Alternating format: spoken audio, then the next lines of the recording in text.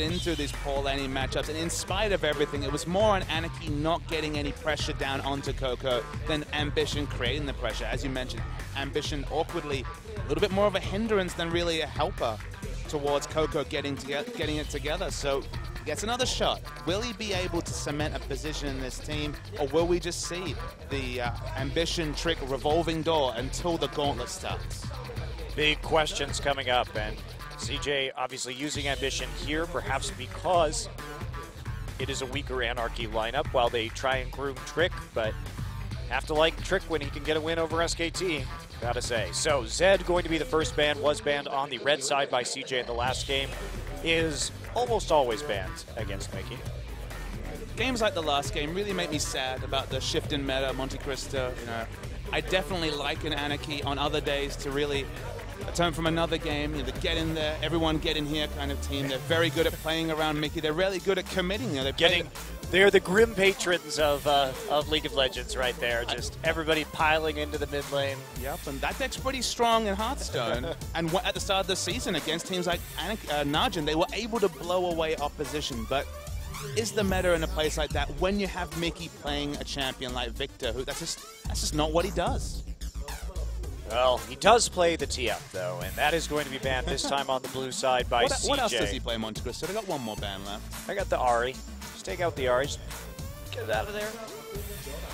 Everyone get out of there when it comes to Mickey's picks. Yeah, CJ. They could ban the Ezreal, too, but frankly, Mickey's Runeglaive Ezreal. Yasuo. Okay, so they want to pick Runeglaive Ez again, is what this says to me.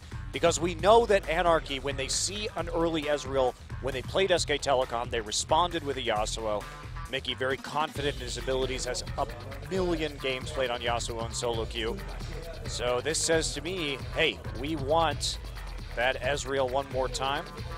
Speaking of one more time, finally Mad Life gets the respect ban onto Braum. Awkwardly, as you mentioned, it leaves Ezreal open. The question is, do CJ feel pressured to first pick it? Because Mickey, he played the AP Ezreal, he's a skilled player. You could see that being a pick for him, but it's, again, not one of the champions that gets in there. It's not a champion that Anarchy can really play against or necessarily show any aptitude in playing with. That's true. And I think the Kog'Maw is better because guess what's open this game? Azir. And Mickey, not an Azir player, so you'd have to think that maybe they're just going to give the Runeglaive Ez to Anarchy and play better around it. We know that Coco and Azir can really do a lot in the mid lane against that low wave clear and poke him out early. So Kog seems to make more sense. They're going to get one or the other. It does feel like CJ have taken on, you know, an image much like SKT in the past where they have a soul carry in the mid lane that really draws a lot of pressure. He's the person you need to shut down, and that usually opens up space, awkwardly space for space to carry, or space to do damage, or to pick up a high damage champion like Kog'Maw and skip past the relative lack of backline threat in the current meta. So happy to just go with the Kog'Maw. I believe they're 100% win rate or near that with the Kog'Maw. It's just been a power pick across the meta, and when you're drawing bans to other roles like support, it opens it up as a first pick. Yeah, when the Kalista and the Ryze are still necessary bans here on the red side, according to most Korean teams. Echo, the early pick for Lyra. Bit interesting. We've seen Lyra do some more damage-oriented builds like Runeglaive Echo into full tank for some earlier pressure in the mid game. Does suggest the likes of a Maokai in top lane. Of course, if you have any semblance of targeted CC, suddenly the parallel convergence just becomes one of the strongest ganking tools in the game. So smart to pick up the Shen in this situation. They could have gone for the Maokai to deny any backline threat onto the Kog'Maw, but of course the Shen shield will do similar work in countering that in team fights. And you don't feel like there's a lot of kill pressure onto a Shen with the magic resist per level, just with how Shy has been playing. Even though you have excellent gank pressure, taking down a Shen, never a guarantee. No, it is not. And will it actually be a Rumble? That would be a bit of a surprise. That would cut down on a lot of possible gank pressure here. Okay, Jinx is locked in. So Rumble and Jinx going for a lot of AoE to set up the Jinx so far. I wonder how they are going to round this out. Victor would obviously be very good here. Have a lot of zone control with parallel convergence of the gravity field. CJ have been kiting back so expertly that Anarchy have at least, for once, put out the gauntlet and said, all right, now we're going to have a really high damage backline threat that you need to respect. How will CJ deal with that? We're seeing the mousing over of very similar portraits, actually, between the Bard and the Blitzcrank. Circle eyes.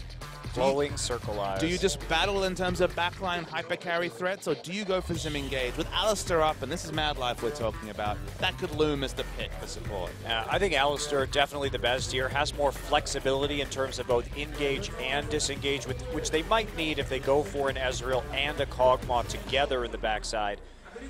In addition to that Shen shield, so that would be very powerful engage. Alistair combo straight into a Shen taunt, and that's what it's going to be. So Runeglaive Ezreal once again for CJ Entus. Now, is Victor going to be the answer? I don't think Victor is the answer, but they're going to mouse over and they consider their options. I don't think Victor is the answer for Anarchy. Do they go for the Ahri here, try and land the charm? And that's what they're going to do. Ahri is not banned. Ahri is locked in for Anarchy. So returning to a comfort pick when the match is on the line. Suddenly a lot of magic damage on the side, but the only physical damage dealer puts out a lot of damn damage, and that's Jinx. So this is actually a pretty decent comp coming through now. My only worry, not a lot of options when it comes to ganks for this Jungle Echo, and Jungle Echoes have really struggled to get going in Champions. And even if Lyra builds damage, it's just the lockdown may not be there unless that charm lands. That's about, or a hook, that's about what he's got going for them. But those are not so reliable for actually landing a parallel convergence because your target is moving in both of those abilities. So not a lockdown to really easily get that. CJ has some just comfort picks across the board. You have the Rek'Sai. Coco did very well in the Runeglaive Ezreal, held his own in the mid lane, and space on Kog'Maw, Mad Life on Alistair, Shy on Shen. About as standard as it could be right now for CJ. Sad we didn't get to see the Azir today, honestly. Would have liked to have seen. I always like to see Coco play that Azir. You worry that if the hyper carries get going again, Monte Cristo, especially if Lyra builds some damage, no tankiness to speak of at all on this Rebels Anarchy lineup. And the deletion from that True Shot Barrage was close. There was 70-80% junking. Maybe it's 100% junking this time. All right, well, we'll see if Coco can reprise his role in Game 1 and carry CJ to a win right now.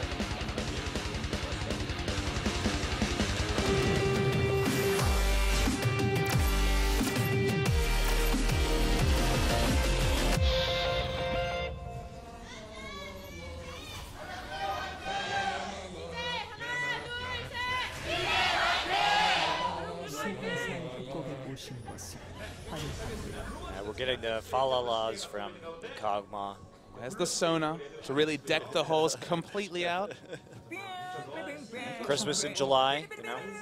Hey, I'm feeling seasonal, and honestly, there's a lot to celebrate for CJ recently, so don't mind a bit of singing. Consistent trend for them has not to pick up clean wins. They always drop it down. In fact, we saw some sloppy team fighting from them in the previous game. They only managed to pick up a 2-1 win over Spencer. Okay with the asterisk of some subs. It'd mean a lot for them and their momentum as they push towards the finals if they could pick up a clean 2-0 win, given that they've effectively dropped a game by showing up late to the studio today. Yeah, that penalty point is just so huge, and it's going to be really sad if one of these teams actually has a difference in the standings. For those of you who don't know, the playoffs here are not bracketed, which means that SK Telecom is already seeded as the regular season winner, as #1 into the grand final. And for every position you drop down in the top 5 teams, you have to play one more best of 5 to try and make it to the final. So it really does get a lot harder. And by the way, guys, those lead-up best of 5s, all 3 of them, take place in a single week. So you have to win, if you're 4th or 5th, 3 best of 5s to make it to the final in a week. That is so hard to do. That's effectively 4 best of 5s against teams that have been trading wins all season. These teams are all clumped up because some of them beat each other, but there's no consistent second-place team, especially with Ku really flattering to deceive and slightly falling away in the last couple of weeks. Yeah, that's definitely true. If you had to kind of point to one, it'd probably be CJ or KT, actually, in the second round robin here. They both have had a bit more success. Now, Shy is going to get slapped around. And a blue buff. Interesting. Yeah, gave him the blue. I mean, both of them are manaless champions. It allows more Vorpal Blades in the early game. It's theoretically more sustain and harass. Snowfire's doing a great harassment job himself, but can't get too much done. I am surprised about that blue buff. One wonders if that was possibly accidental, but perhaps Shy will be able to use that cooldown reduction for some nice effect in terms of his sustain and his ability to farm underneath the turret. We'll just recall right now and TP into the top side. All right, so Anarchy. they're against the same Runglaive Ezreal. They're against a lot of similar factors in terms of the jungle pressure. Okay, it's not the same champion, but Rek'Sai right up there with Gragas in similarity. Can they make the Ahri duo work with Lyra in the jungle on this Echo? That's what they have to. They have to pressure Coco because, I mean, we just blurted out all sorts of statistics about how much damage Coco was able to pull out free farm. This is an assassin. This is a high damage jungler as well. Something needs to change. Something needs to give if Anarchy are going to be able to push this CJ Entus lineup in Game 2. The problem with this matchup, though, Papa Smithy, is that there isn't honestly much kill pressure pre-6 because Ahri just can't compete with the dash of the Arcane Shift before that ability, before she gets the Spirit Rush, really. And that does make it difficult. Maybe you could surprise Coco with some sort of Flash Charm, but that would basically rely on Coco misplaying and failing to answer that ability with one of his own. And frankly, that just seems unlikely. And then you're in the unenviable position of perhaps being down a Flash for just an Arcane Shift. So tricky, very tricky. You know, people have been kind of reticent to call Ahri a true assassin after she had her damage numbers changed. They was going to be walking in the top line but spotted. But one of the reasons why still a true assassin in this matchup is, of course, hilariously low base stats on Ezreal, given that he's usually an AD carry and in general he has such safety in his abilities. One thing to consider though, Monte Cristo doesn't have the flexibility of taking cleanse, so the kill pressure is still there if that first charm lands. Right there in the top side, we did see that they're trying to bait him out a little bit. They do have that ward, so Shy was basically just attempting to delay Lyra right there, making himself an attractive flay/hook target. Lyra actually awkwardly stepped out, even if he didn't have the knowledge that he was in vision the whole time, so just has to walk away with his tail between his legs. That was a nice mind game there by Shy, feeling very confident in his ability to taunt out of that, but wanting to make sure Lyra could stay in vision for as long as possible. He's still going to be in vision, actually. Nice pink ward from CJ as Coco falls back underneath his turret. Still farming up right now, staying even in that CS. He'll actually be ahead once this wave is finished. So again, Coco really doing a lot. He's not playing a lot of the CS well, does eat a charm, but there's no follow-up just yet. A lot of harassment onto the turret from Mickey. Remember, it was the support crew of Shy and Madlife in particular that shut down the summoner spells. It was Ghost Flash on Victor last game. This time around, it's the Ignite from Mickey's close to level 6. We mentioned you don't have the flexibility of Cleanse when you have to take the summoner spell Smite in order to just really pick up the Runeglaive and match the wave clear. So there is that kill potential, even if it's only the 1 second charm coming through from Ahri. Yeah, and as for that kill potential, when we reach the late game, we talk about how important it is for Mickey to play one of these backline threats, one of these backline carries. And that is true, but CJ just responds with this Shen. That shuts out so much of Ahri's kill potential in the late game. And I like that they picked it early, and a lot of teams, including SKT, have tried to ban the Shen to shut them down, but unfortunately, when CJ is on blue side, you can't really ban all of the major threats that they have there. They chose to ban the Braum, and here we go. Songyun getting low. So he does have a bit of trouble. Madlife, nice hook there from Snowflower, but there's not going to be a whole lot of follow-up. Songyun too low to be trading. Speaking of trading, we're seeing a lot on the bottom. Space is super low. Will he die? Doesn't quite die to the overheat. I think he will live, but man, these AD carries living on the edge. They really are, and Space had to flash and use his heal. Space has been caught out a lot in lane in these couple of games. His positioning in the team fights was good in the last one for the most part, despite that split call at Baron, but now getting dangerously close to dying in lane 2 games in a row. Not sure what to make of these AD carries, really pushing it to the edge. I mean, Lyra, if he got hit by a Pricing, I think he would have died. He was on maybe just over 100 health. So Shy's going for that walk. He did that last game, but Madlife and Shy, the ganking duo from CJ Entus. Space here trying to turn this around. Nice damage down onto Ixu. He does have TP up. Isn't this amusing? Oh! I was endlessly amused by Ambition harassing in lane like a support, while the jungle support duo of effectively Shy and Madlife are the ones doing the roaming gank pressure. It's exactly what you talked about, but it's a misallocation of resources. That realistically should be jungle pressure that Ambition hasn't been able to put out, at least in a couple of the recent series we've seen. Well, and part of that is Space's fault too, right? Because Space is the guy who is getting all-in here nearly successfully in 2 games consecutively, so perhaps not playing with as much caution on the Kog'Maw as would be prudent, or not having the wards at the very least to play cautiously. So that has created some problems in and of itself. So CJ here, they still have these troubles in the early game, and is a possible substitution the answer to that? I don't really know. But things right now, there's early game shakiness when we talk about playing against some teams like KT that are so powerful early. They're able to opt into these late game scaling comms and not be punished by Anarchy. It's all a moot point. They still will win games against teams like Anarchy, and that's kind of the, I mean, it's not really an issue, but it's a query that we have about CJ is, can they consistently beat the top teams if they're willing to opt into power troughs and play Ambition, just not have the support jungle synergy you expect from a top team? So we were talking last game about the Victor pressure on the mid lane turret. Well, now that Mickey is 6, he feels really comfortable in just very aggressively pushing. We see that mid lane turret is about 50% HP. This is a much better situation for Anarchy playing around the Ezreal in this game. Coco hasn't even had time to go back yet here at 9 minutes because Mickey has really turned on the heat, and he's going to get that tower really, really soon. It's on Anarchy to make a lot happen in the mid game. They've got the equalizer, always been central to Dragon control in most comps, has been picking up the Rumble. Remember, the big strategic issue, who's stopping the split push in the late game? Because certainly not Rumble, doesn't have an interrupt in the Stand United. If Mickey gets going, if he picks up a couple of kills, maybe he can be the split pushing threat, but even that presents its own kind of bag of worms when it comes to really counterplay for CJ to be able to put out. So Anarchy need to get it going, and they need to get it going soon.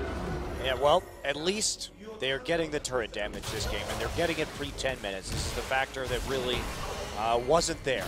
Now, can they open it up? Can Mickey start to make plays on the side lanes with this Ahri, start to dive some towers if he can open up the mid?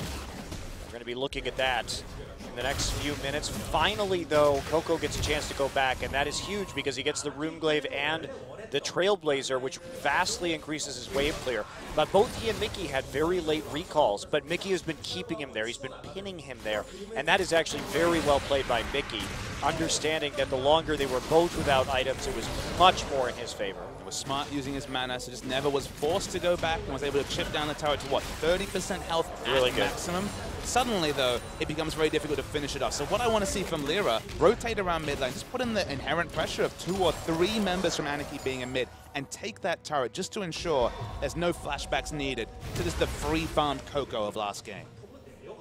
So now, are we going to see the Dragon going through? Nice little scan there. We'll find 2 of CJ's wards. Ambition Raptor buff popped, but not going to be able to take anything out really with that. Lots of nice wards inside and around the red buff from Anarchy on CJ. So now they're starting to roam as a unit. They really want this mid tower down. Coco has to fall back, just goes for the wolves right there, uses his smite to get it. A lot of the little adjustments from the pick and ban phase will pay in the late game. For example, the Hecarim versus Shen at least had the interrupt. Rumble doesn't have it, but of course you don't have the luxury of picking up the Barmy's Cinder. You have to go for the magic resist. So a lot's working for Anarchy, that right now at 11 minutes they have a huge power advantage. They have to turn it into something tangible, whether it's a turret going down, whether it's a Dragon lead. They cannot leave it where it is, because it's still the same inevitability about team fights at 35 minutes. Yeah, and as you're saying about that cowl on the Shen, look at the damage onto the top lane turret. This is, here comes the dive. Parallel Convergent versus Force the Flash. There's a double taunt coming in from Shy. Shy not on top of the equalizer right now. He's dodged a lot of this damage. Overheat from Rumble. Now they can't get any more. Ixu is low. Ixu is not going to take another turret hit, but Shy expertly dodging those abilities. Dive has been failed. Ambition with a really long tunnel. And here we go. Ambition comes on with the Stand United. Nice turnaround kill from CJ. Yeah, the communication from CJ is so much more on point by Really Anarchy. good. The question mark for Anarchy, why are they doing this? We see the battle in bot lane. Space is falling low, so Songyun got the consistent damage, is in the circle forward. Sane just Snowfire flashes and gets the kill. Songyun needs to walk, but stays alive. Does stay alive. No TP from Shy down into the bottom lane. Didn't have the HP after that gang to really reliably pull it off. Songyun had the luxury of staying in minigun form. You can't trade with that damage when you're the more bursty Trinity Force AD carry in Space. So Space falls. We were talking about Space's laning phase issues. Suddenly in the 2v2, he's dying with no other pressure. Yeah, he's been dying a lot in lane today. Very odd. And will this be the end of the turret? Maybe one more wave here. Mickey really wants it. No, he gets it. Mickey doesn't pay. Mickey does have Ignite. Coco with no mana. I believe he might have used one charge of the ultimate. Can't tell right now, but not a big factor. Going to be able to back over to base. So objective done by Anarchy in a couple of ways. They get the 2v2 kill that honestly Space has opened himself up to. They take the outer turret. Already an instant improvement despite whatever the gold lead might suggest to you. The slight, of course, slender gold lead from CJ Enters. Yeah, but Anarchy has the pressure onto the top side right now. Even though Ixu died, the tower's still getting low, and we haven't really addressed the Spirit Visage done by Shy. One of the nice things, and why I don't think that running AD champions at top lane is good against Shen is because you have a shorter window to punish his wave clear. And I see the replay Space here. just gets grabbed. And it's the minigun form. He changes from rocket to minigun, just power down damage on Space. Great Nothing lantern. you can do. You needed to flash earlier, I think, from Space to open up distance. Finally flashes, but it's far, far too late. You need to force out the rocket launcher because you're cutting the damage of the Jinx pre-crit by a consistent amount. Lantern in for Lyra, but no follow-up. So Shy has to get, back to the point, Shy has to get the Spirit Visage, can't get the Sunfire Cape. Without Sunfire Cape, he can't push forward. That means that Anarchy is able to play a more aggressive laning phase. So playing those AP champions against Shen, generally the better option. I don't think he was honestly being pressured enough in lane to finish the Spirit Visage, so you have to think, okay, Barmy Cinder versus competing the Spirit Visage. One thing you can say is cooldown reduction, so maybe it's to make plays around the map. Ambition trying his best to make plays, but haven't been there this game. Well, they know that the Ahri can make it down there really fast right now, so they can't overcommit to some of these ganks, especially with Lyra right there. And there you go, nice steal by Coco onto the Scuttle Crab, getting him a little bit of extra gold in his pocket and some nice vision. Only slightly behind 10 CS a minute. Of course, once he picks up the Runeglaive with the purple smite, much faster. Their Ambition tussling, and Mickey's going to be there first. Yeah, Ambition has to back off with that tunnel immediately, wisely. Not trying to contest that. They really can't play on the bottom side of the map right now. As you can see, CJ has to play a very defensive game. Definitely Anarchy doing a much better job of applying pressure and punishing CJ for this team composition than they did in game one. They keep tussling, Ambition's low, we're looking for the stun, it registers, but crucially gets through. Just a nice little stun right at the end of the tunnel. First responding has the ultimate again. Will we see another steal? Ooh, it hits Snowflower, but doesn't get the low Lyra. And isn't going to get the, oh, steals the red buff. There you go, nice little burst. So Lyra had to use his smite, and Mad Life now coming in. There's a Shen ultimate. Mickey's just going to be bounced back and chain CC'd again. What a good Shen ult from Shy. Just fantastic follow-up on that little play.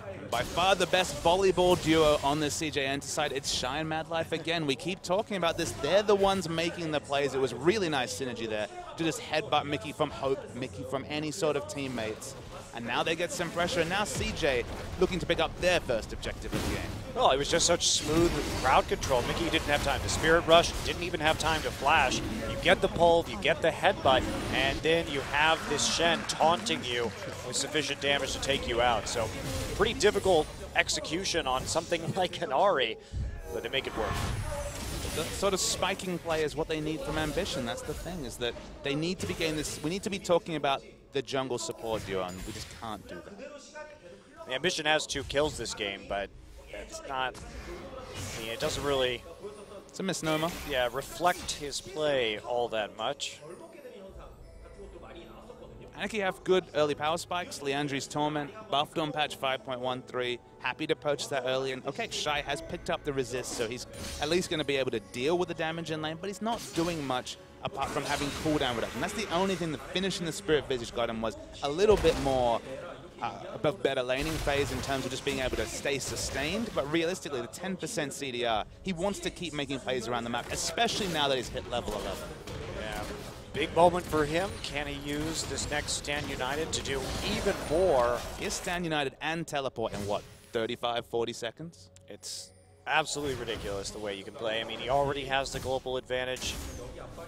Ixu going to be able to take down this tower. Shy decides he's not going to fight it out, just wants to get back. Doesn't have any wards in his own jungle right now, making things a bit dicey. So he chooses the safe path to give up that tower rather than suffer a gank. Not really a problem. He knows that his team is going to be super strong in the late game. There's a lot of interesting questions about taking out that outer turret as Lyra face checks a cow. Mickey again has to use the Spirit Rush. Ambition coming through. Nice knock up. Mickey is low. Mickey dies. The follow-up auto actually kills him once he gets over the wall. So Mickey once again, Mad Life is just showing up. Coco low. Coco does have the Shen ult on him, so that's going to turn around. Lyra forced to use the Chrono Break to get back to his turret. Flashing back to safety. The geometric plays that all this displacement that CJ has pulled off have been just a wonder to watch, and it's caught Mickey out twice now. He's the one that had the pressure on mid. Can't really say the pressure's transitioned to anything when this is what we see all 2 games in a row. 43 CS out of nowhere, exploded through by Ezreal. And Ambition's, his positioning right there for that play was spot on. He just really caught that damage. He just caught the Ahri at the end of the punt for the chain CC, and that's going to be a turret. In the end, they have total vision control over the bottom side right now. They will be taking this blue buff. Coco getting onto the other side of the wall, and there is the smite and the finisher. So everything going for CJ now. They've broken this game wide open. Just playing around Runeglaive Ezreal super, super well. Mickey, he got the turret down, but it hasn't meant anything at all, Monte Cristo. And honestly, this might actually be a faster finish than the previous game, because remember, Anarchy were ahead by 1,000, 2,000 gold last game consistently. The gold gap was never there. It's actually starting to extend right now for CJ Entus. Yeah, this is not a good situation. Ambition just going to tag Lyra for a moment. Time Winder not really doing much to him. Mickey is now on a space assassination mission, but Mad Life is there. There is a pink ward, hasn't seen him, and we could see this space gonna come through, and he gets taken low, but it's just not enough damage. Mickey can't commit with Mad Life there. He has too much trauma from what Chai did to him earlier. So he will just back off. Nice attempt at a pick. They've got to do something to get back into this game. I must admit, the moment you said space assassination mission, my head went to different places. I was thinking about some of the great horror films of our time. But, horror films for space assassination mission? Is that more like an action film? Sure. Could be a bit of horror there. Jump scares, come on. Jump scares with the space assassination? That's what I was looking for. Speaking of getting local, Ixu's caught, gonna back away. Shai flashed for that. Got a flash out of Ixu in return. He's just working his taunt flash mechanics. They're on point. He's nailed it. Coco finding jungle camps everywhere. The CS, I don't know where it comes from, but he certainly knows exactly where to find it. Yeah, where does it come from? I mean, especially because he was losing. We watched him lose a lot of CS to turret. We were looking at that mid lane. We were seeing that Mickey was pushing him up. I was watching Coco not nail the perfect CS, but guess what? He is still very far ahead now, and get a little bit of damage on everybody. Lyra loses a health potion, maybe like 400 units from base. Mickey actually taunted into turret range, misses the charm as well. Shai doesn't really have any semblance of damage, but he maxes E seconds, so this might be a kill. Okay then. Well, Equalizer goes down. It's a day late and $1 short underneath that turret. And likewise, Mickey, I guess, getting a little bit surprised by Shai down in that bottom side. He had the Spirit Message already. There was pretty much zero assassination potential on him. And in spite of the fact that Mickey dies without using Flash again. Mickey hasn't used Flash in a really long time now. Gotta wonder if a little tilt is happening for Mickey, because he could have gotten out of that situation. Instead, he's just a heap of dead tails in the bottom lane. Robo goes for the all-in play, has the ult again. Speaking of ults, puts it through, misses. Shai's there once again with the taunt, and they pick up the kill. It's really amazing to me how good Shai is at Shen. He knows the limit so well. He can pick up the kills. He knows how to all in. And he's just always on point across the map with these ultimates to help his teammates out. And he helps his team make picks on Shen.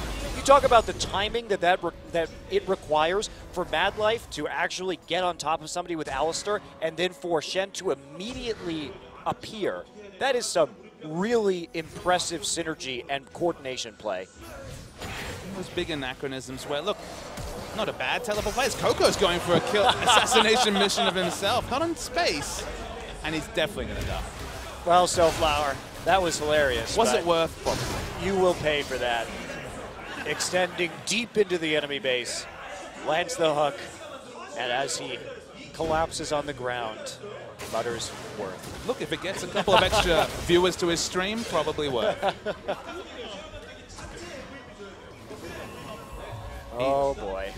Oh boy, yeah, this game has definitely escalated quickly. We're going to see the replay. This was the kill we missed on the top side of the map as Lyra chain CC to death. Yep, decided to use the Chrono Break. There was parallel conversions, but ended up dying anyway in spite of the fact that he landed the stun onto the W. And now CJ racking up the kills, racking up the gold lead, and starting to move for the Dragon, although the first Dragon was taken very late in this game, so it's going to be quite a long time before we actually see all of those stacks brought to bear on the enemy. I think the game's going to be over by then, Monte Cristo. I think you're right. I think that is probably a good call. CJ will not dawdle, I do not think, when it comes to waiting out those 5th Dragon, although Anarchy going for the Desperation Baron. Nice call. They see space in the bottom side. No reason not to do this. This is a slip up by CJ. All right, doing damage, but they're not doing that much damage. They haven't hit massive item time, and Shy's going to get there soon. It's down to 4,000 health. Go Shy, can you be the hero? Here comes the True Shot Barrage. Coco takes out Rumble immediately. Anarchy will get the Baron, but at what cost? Double taunt right there from Shen. Lear gonna pop over the wall, but guess who's waiting in his ambition? Double kill. Chrono Break back into the pit. Coco is there and waiting. Triple kill now for Coco. Mickey, he's gonna try and get away. Spirit Rush will save him from this fight. He's got his flash. He's not going to die. Snowflower is just going to recall and then die to Coco, who gets a delayed Quadra. And Space will get the bottom inhibitor. Well, you can see with the taunts that Anarchy have definitely put the Q in the rack this game. They've had enough. This Space spent this whole time, what, split pushing a couple of turrets maybe? He's gotten 2 so far and an inhibitor. And now he gets a surrender. Well, that was abrupt. 25 minutes, Anarchy surrenders to CJ Entis. They fall to that 9K deficit. Nice attempt at a sneak Baron, but it is sniffed out when they couldn't see anybody defending the tier 2 at the bottom side. And that prompts CJ to immediately start pushing through with that True Shot Barrage. 2 impressive Runeglaive games from Coco, but I think you got to give the MVP to Shy that game. He was definitely on point. I can't wait to see those highlights if he gets it. Absolutely, it was the volleyball play with Mickey twice in a row that really railroaded what was an excellent laning phase for the Ahri. Took out the turret like she needed to. It felt like Anarchy had made the smart adjustments to really become a factor specifically